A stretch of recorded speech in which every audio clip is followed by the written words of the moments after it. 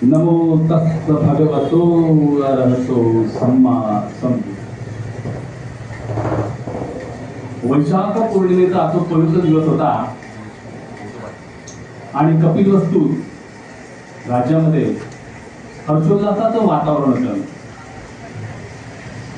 राजा शुद्धोधन आणि त्याची प्रिय पत्नी राणी महामायेच्या पोटी एका नवजात बालकानं जन्म घेतला. त्यामुळे राज्यामध्ये आनंदोत्सव साजरा होत असताना राजाचे राजगुरू आचार्य असित मुनी आपल्या शिष्यांचं लगबगीनं राजमहालामध्ये आले. राजमहालामध्ये आल्यानंतर राजा शुद्धोधनाने त्यांचा आदर सत्कार पाहुणचार करून आपलं हे नवजात बालक त्यांच्या पदरामध्ये टाकलं. असित मुनीने त्या नवजात बालकाच्या शरीरावर एक नजर टाकून शरीरावर काही खानाखोरा दिसत आहेत का याचं अवलोकन केलं, निरीक्षण केलं. आणि निरीक्षण केल्यानंतर असित मुनी रडू लागले. असित मुनी रडू लागल्यानंतर राजाने विचारलं, महाराज काही अगतिक घडणार आहे का? काही असेल तर आपण स्पष्ट बोलावं. तर असित मुनी म्हणतात, राजा तुझा हा मुलगा चक्रवर्ती सम्राट होणार आहे आणि ते पाहण्याकरता कदाचित मी जिवंत नसेल, कारण मी आता वृद्ध झालेलो आहे. त्यामुळे मला दुःख होत आहे. त्याच वेळी असित मुनींच्या सोबत त्यांचे काही शिष्य आले होते. त्या शिष्यांमध्ये तरुण शिष्य कौंडिन्य असं म्हणाला, छे माझं ज्ञान असं म्हणते की हा चक्रवर्ती सम्राट होणार नसून हा महान धम्म संस्थापक होईल आणि जगाचा उद्धार करेल. कालांतरानं आपल्या सर्वांना माहिती आहे की सिद्धार्थ मोठा होतो, तरुण वयात होतो. त्याचं कोलीय साम्राज्यातील कोलीय गणातील राजकन्या यशोधरेशी विवाह होतो आणि विवाह झाल्यानंतर काही कालावधीमध्ये शाक्य आणि कोलीय यांच्यामध्ये रोहिणी नदीच्या पाणी वाटपावरून तंटा निर्माण होतो आणि हा तंटा इतका विकोपाला जातो की शाक्यगण असं म्हणतात की कोलियांशी युद्ध करूनच आपण हा वाद मिटवावा. परंतु सिद्धार्थ असं म्हणतो, छे युद्धानं सर्व प्रश्न सुटत नसतात, तर आपण त्यांच्याशी सुसंवाद करूया, आपण चर्चा करूया आणि हा पाण्याचा प्रश्न मिटवूया. तेव्हा शाक्यगणातले काही राजकुमार म्हणतात, तू तर भ्याड आहे, तू क्षत्रिय आहे, हातात तलवार घेऊन शत्रूचा मुकाबला करून हा प्रश्न मिटवायचा, तर तू म्हणतोस चर्चेला मिटवायचा. तरी सिद्धार्थ म्हणतो, माझा या युद्धाला विरोध आहे. मग ते शाक्यगण असं म्हणतात, ठीक आहे, जर तू विरोध करत असतील तर तुझ्या वडिलांना हा राजशकट सोडावा लागेल. तुझ्या आई वडिलांना आणि तुझ्या कुटुंबाला या राज्यातून निघून जावं लागेल. तेव्हा सिद्धार्थ म्हणतो, मी विरोध करतो आहे तर त्याची शिक्षा माझ्या कुटुंबाला का बरं? त्यापेक्षा मीच स्वतः गृह त्याग करतो. ही एक घटना आहे. आणि आपण काही असं वाचतो की काही चार सत्य त्यांनी चार दृश्य त्यांनी पाहिली. एक आजारी इसम, एक वृद्ध इसम, एक संन्यासी आणि एक प्रेत यात्रा. ही चार दृश्य पाहिल्यानंतर त्याच्या मनावरती परिणाम होतो की हे जाती जरा मरणाचं भवचक्र आहे. ही या चारही अवस्था प्रत्येक माणसाच्या आयुष्यामध्ये येणार असतील म्हणजे साहजिकच दुःख आहे. त्यापेक्षा या जो सर्व संन्यासी मी पाहिलेला आहे त्याच्या चेहऱ्यावरचं ते तेज पाहून तो कसा आहे, सर्व तृष्णांपासून आसक्तीपासून विमुक्त झालेला आहे. मग तसं जीवन का बरं जगू नये? आज दुसरा प्रश्न. आता ठरल्याप्रमाणे राजकुमार सिद्धार्थ त्या शाक्यगणांना सांगतो की मी स्वतः राजत्याग करतो आणि या राज्यातून निघून जातो. पालीमध्ये त्याला महाविनिष्क्रमण असं म्हटलं जातं. अर्थात सर्व संघ परित्याग म्हणजे सर्व आपल्या कुटुंबाला सोडून निघून जाणं. आपण हे ऐकलेलं आहे, वाचलेलं आहे.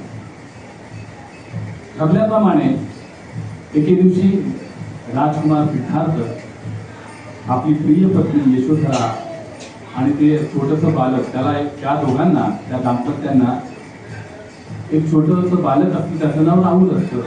त्या दोघांना सोडून आपल्या पत्नीचा निरोप घेऊन आपल्या राज्याच्या बाहेर निघून गेला.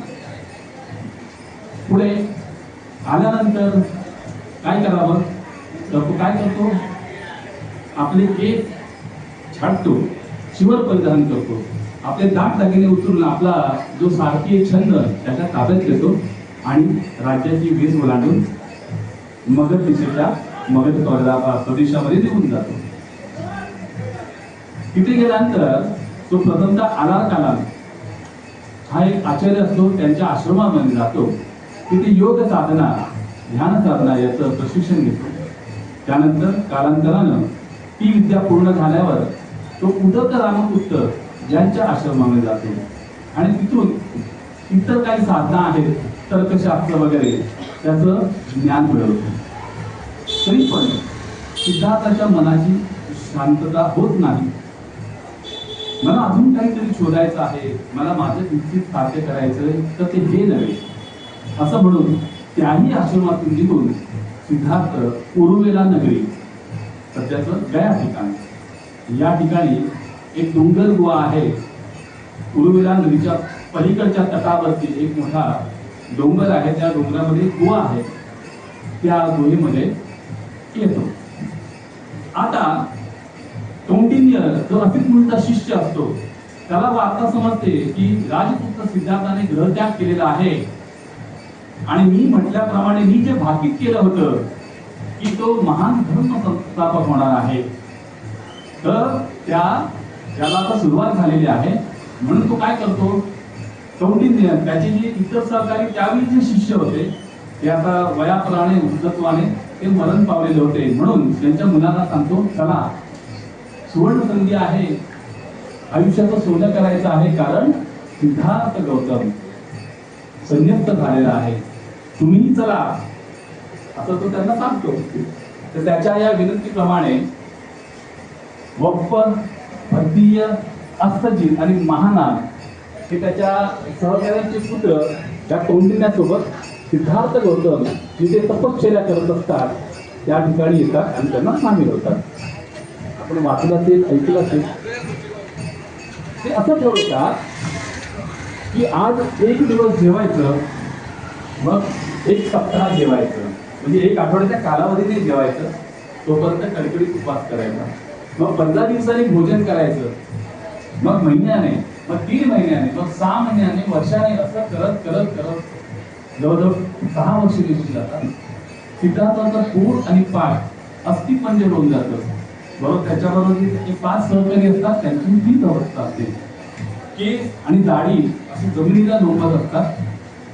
तेव्हा सिद्धार्थ मनोमन जाणतो की मी जर असं करत राहिलो तर एक दिवस मी मरून जाईन, परंतु माझं जे ध्येय मला साध्य करायचं आहे तर या उपवासानं ते साध्य होणार नाही. म्हणून सिद्धार्थ त्या गुहेतून खाली येतात, वनामध्ये जातात आणि आपण ऐकलं असेल की सुजाता त्यांना चीर देते. ही गोष्ट कशी आहे आपल्या सर्वांना ठाऊक असेल, आपण वाचली असेल. त्या सुजाता नावाची एक कन्या त्या उरुवेला नगरीमध्ये राहत असते.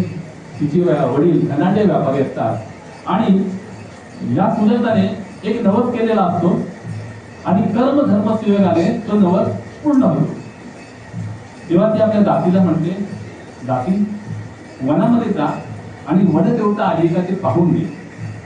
दासी लगबगीनं त्या वनामध्ये जाते आणि एका वडाच्या झाडाखाली एका व्यक्तीला पाहते. तो क्रूश झालेला, अस्थिपंजर झाडाचा सापला झालेला आणि दाढी आणि मिशा वाढलेला एक व्यक्ती त्या वडाच्या झाडात जवळ बसलेला आहे. आता तिला सिद्धार्थाला पाहिल्यावर हे काहीतरी वेगळं वाटतं, कारण हा तर माणूस नसावा, कारण त्याची केस एवढे लोंबता आहेत, दाढी कुंट वाढलेले आहेत, लांब लचक आहेत, कदाचित हा मानव नसावा, हा कोणीतरी दैवी पुरुष असावा असं तिला मनोमन वाटतं. आणि ती पळत सुजाताकडे येते आणि सुजाताला म्हणते, होय मी आत्ताच एका वनदेवतेला पाहिलेला आहे, एका वडाच्या झाडाखाली बसलेली आहे. मग सुजाता काय करतो, गाईचं दूध आणि भात तांदूळ यांच्यापासून खीर तयार करते आणि ती खीर एका सोन्याच्या पात्रामध्ये घेऊन सिद्धार्थ ज्या ठिकाणी बसलेला आहे त्या ठिकाणी येते. सिद्धार्थाच्या जवळ आल्यानंतर ती पाहते की ही कोणी वनदेवता नाही, तर हा कोणी पुरुष आहे. तो भुकेनं खंगलेला आहे, त्याला या अन्नाची अत्यंत आवश्यकता आहे. म्हणून सुजाता काय करते, प्रथम त्या सिद्धार्थाला नमस्कार करते आणि ते सोन्याचं पात्र त्याच्या समोर धरते. सिद्धार्थ तिला आशीर्वाद देतो आणि त्या खीरीचे काही घास करून प्राशन करतात. ती खीर खातात. त्या खीर खाल्ल्यामुळे त्यांना जरा तरतरी येते, म्हणजे आपण म्हणतो जीव येणे अंगामध्ये, तसा प्रकार होतो. आणि ती खीर संपल्यानंतर सिद्धार्थ त्या जागेवर उठतात आणि हळूहळू उर्मिला नगरीमध्ये असलेल्या निरंजना नदीच्या काठी येतात आणि म्हणतात, हे मी भिक्षापात्र या नदीमध्ये भिरकावत आहे. जर माझं ध्येय मला समृद्धी प्राप्त होणार असेल तर हे पात्र नदीच्या प्रवाहाच्या उलट्या दिशेने वाहत जाईल. आणि असं म्हणून ते सोन्याचं पात्र नदीच्या प्रवाहामध्ये भिरकावून देतात. आणि एक योगायोग होतो, ते पात्र नदीच्या प्रवाहाच्या विरुद्ध वाहत पुढे जातं. सिद्धार्थ म्हणतात, अरे हा तर चांगला शुभ शकुन आहे. असं म्हणून ते नदीमध्ये उतरतात, आंघोळ वगैरे करतात. आंघोळ वगैरे करून झाल्यानंतर काठावर आल्यावर त्यांना वाटीमध्ये एक शेतकरी भेटतो आणि तो शेतकरी आपल्या जवळच्या काही गवताच्या भाऱ्या म्हणजे गुंजा त्यांना दान देतो. सिद्धार्थ काय करतात, त्या नदीच्या किनाऱ्यापासून काही अंतर असलेल्या एका पिंपळाच्या झाडाखाली एका दगडावरती त्या गवताच्या ज्या गुंज्या असतात त्या पसरतात आणि त्याच्यावर आसन तयार करतात आणि समाधी भावनेमध्ये लीन होतात. आपण म्हणतो विपස්සना भावनेमध्ये. विपස්සना साधनेला बसलेले असताना सिद्धार्थ मनोमन असं म्हणतो, मी माझ्या देहातील रक्त सुकून गेलं तरी हरकत नाही, माझी आतडी सुकून गेली तरी हरकत नाही, माझी कातडी लोंबकळू लागली तरी हरकत नाही, परंतु माझं ध्येय साध्य होत नाही तोपर्यंत मी या जागेवरून तुझभरही हलणार नाही. असा ठाम निश्चय करून सिद्धार्थ त्या ठिकाणी समाधी लावून बसतात. दिवस जात असतात. त्यांच्या मनामध्ये काही विचार येतात. आपण जर एकांतात बसल्यानंतर आपल्याला काही विचार येतात की नाही मनामध्ये, कसे विचार येतात. एक विचार म्हणतो, अरे तू तरुण आहेस, राजमहालामध्ये तुझी तरुण पत्नी तुझी वाट पाहत आहे, उठ आणि निघून जा आणि तुझा उपभोग घे. एक मन म्हणतं, अरे या मनामध्ये हिंस्र श्वापद आहेत, जंगली प्राणी आहेत, ते तुझ्या झडप घालून तुझा मृत्यू घडून आणू शकतात. एक मन म्हणतं, त्यांना आवाज ऐकू येतात, विचित्र विचित्र विचित्र आवाज ऐकू येतात, श्वापदांच्या किंकाळ्या ऐकू येतात. काही जण वेळाला त्यांना असं जाणवतं की कोणीतरी आपल्या शरीरावर अनुकुचिदार शब्दानं वार करत आहे, भोसकल्याचं त्यांना जाणवतं. म्हणजे काय आहे, मनातले मनोविकार, त्याला पालीमध्ये मार म्हटलेला आहे. माराचं आक्रमण त्यांच्या मनावरती होतं, जेणेकरून त्याने ही समाधी भावना तोडावी आणि इथून निघून जावं. पण सिद्धार्थ आपल्या निश्चयाशी ठाम असतो आणि असं करत असताना तो पवित्र वैशाख पौर्णिमेचा दिवस उजळतो. पहिला प्रहर जातो. दुसऱ्या प्रहरामध्ये आकाशात काळीकुट्ट ढग दाटून येतात आणि जोरदार पावसाला सुरुवात होते. प्रचंड प्रमाणात पावसाची रिपरिप चालू असताना आपण ऐकलं असेल, वाचलं असेल की मुचलिंद नागराजे येऊन सिद्धार्थाचं रक्षण करतात. जर आपण बोधगयेला गेलो तर त्या तलावामध्ये, त्या पुष्करणीमध्ये भगवान बुद्धांची मूर्ती ध्यान साधनेमध्ये बसलेली आहे. आणि त्यांच्या डोक्यावरती 5 नागांनी छत्र धरलेलं आहे असं शिल्प त्या ठिकाणी त्या तळ्यामध्ये बनवलेलं आहे. दुसरा प्रहर संपल्यानंतर तिसरा प्रहर सुरू होतो. काळीकुटले ढग नाहीसे होतात आणि पौर्णिमेचा तो शीतल चंद्र आकाशामध्ये दिसतो आणि त्या चंद्राची शीतल छाया सिद्धार्थाच्या मुखावरती पडते आणि सिद्धार्थाला संबोधी प्राप्त होते. आता संबोधी प्राप्त होते म्हणजे काय, तर त्याला 4 आर्य सत्याचं दर्शन होतं. पालीमध्ये त्याला चतु आर्य सत्याने म्हटलेलं आहे. आता आर्य सत्य म्हणजे काय, तर जगामध्ये दुःख आहे. दुःख कसलं आहे, प्रत्येक माणसाला दुःख आहे. प्रत्येक माणसाला वाटतं की मला ते मिळावं, परंतु ते जर मिळालं नाही तर माणसाला दुःख होतं. उदाहरणार्थ आपल्या शेजाऱ्याची जर प्रगती होत असेल तर त्याची होणारी प्रगती पाहून आपल्याला वाटतं आई तो सुखी आहे, मग माझी अवस्था अशी का. पण आपण तसा विचार न करता आपण हा विचार करत नाही की तो ते मिळवण्याकरता प्रामाणिकपणे कष्ट करत असेल म्हणून तो त्या मार्गावर चाललेला आहे. मग त्याची आणखी प्रगती होते, परत आपल्याला दुःख होतं. म्हणजे काय होतं, दुःखाचा समुदाय होतो. दुःख साचत जातं, दुःख वाढत जातं. त्याला म्हणतात दुःख समुदाय. हे दुसरं आर्य सत्य. तिसरं आर्य सत्य दुःख निरोध, म्हणजे दुःख दूर करता येतं. मग दुःख कशाने दूर करता येतं, तर दुःख निरोध गामिनी पटिपदा, म्हणजे आर्य अष्टांगिक मार्गानं हे दुःख दूर करता येतं. म्हणजे काय, मनातल्या सर्व इच्छा, आसना, वासना, भाव दूर करायला हवी. आणि आपल्याला जे मिळवायचं आहे ते प्राप्त करण्याकरता आपण प्रामाणिकपणे मेहनत करून ते मिळवायचं आहे. जर प्रयत्नच केला नाही आणि ते मला मिळावं अशी अपेक्षा केली तर साहजिकच दुःख होणार. हा साधा सोपा मार्ग आहे, हे बुद्धानं सांगितलेलं आहे. त्याच्यानंतर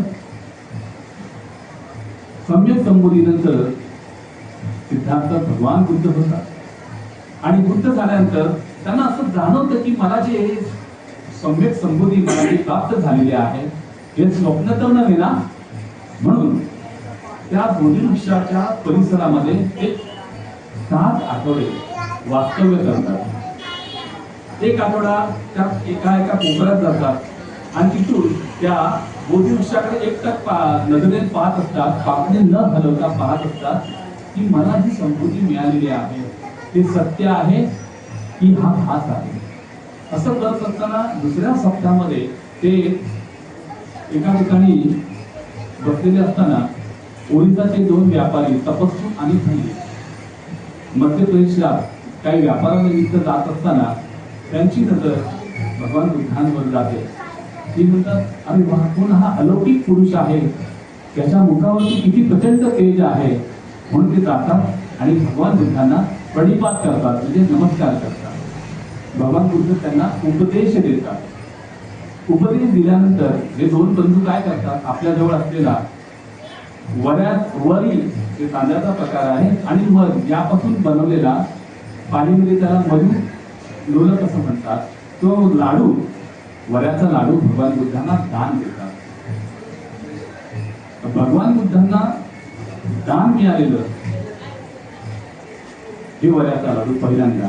आणि भगवान बुद्धांना शरण आलेले 2 उपासक म्हणजे कोण, ज्याला दैवाची उपासक म्हणतात, बुद्धांना आणि त्याच्या धर्माला आलेले 2 उपासक तपस्वी आणि धल्लीक. कारण संघ तयार झाला होता का, संघ तयार झाला. मग बुद्ध असं म्हणतात की मला आता संबोधी प्राप्त झालेले आहे. आता 7 आठवडे पूर्ण झालेले आहे.